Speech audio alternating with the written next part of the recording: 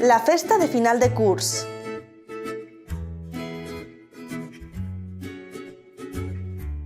La senyor Manolita havia organitzat la festa de final de curs. Com que sempre té idees brillants, va pensar que podien fer una espècie de carnaval dels animals. A més, teníem una música i tot per a la gran desfilada.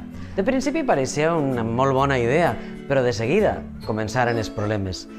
Perquè quan va dir quins animals serien els que anaven a la desfilada, ningú volia fer de burro i tot el món volia triar-se els fòssils per anar disfressats de dinosaures.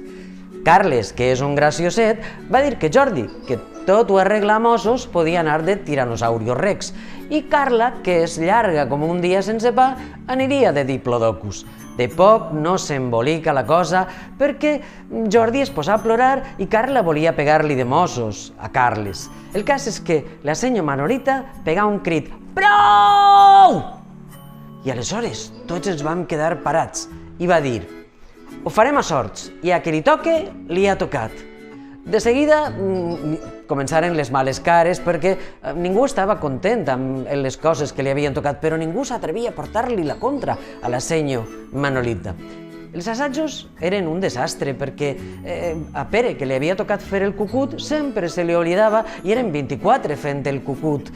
Jordi, que era torpall com un elefant, li havia tocat fer de cigne, i Maria, que era ballarina i molt delicada, en comptes de fer d'elefant semblava una papallona. Des que feien de burros passaven delicadament fent de pardals, i els que feien de pardals passaven fent el burro tot el temps per allí.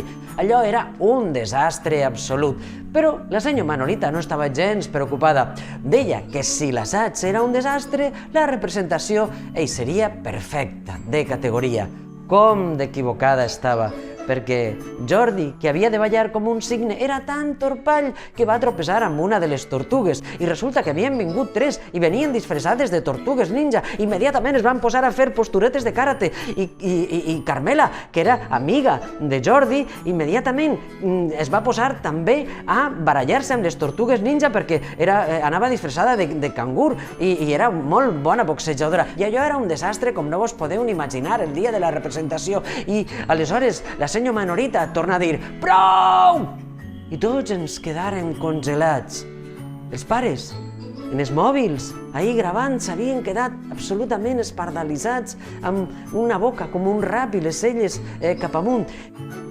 Doña Manolita va fer així en les mans i no sé com, però li fèrem cas i acabarem la desfilada com poguérem. Quan saludaren, els nostres pares estaven tan sorpresos que ni tan sols van aplaudir. Gràcies, que després hi havia horxata i fartons i pogueren fer les paus. Però aquell dia, ningú no va enviar fotos pel WhatsApp.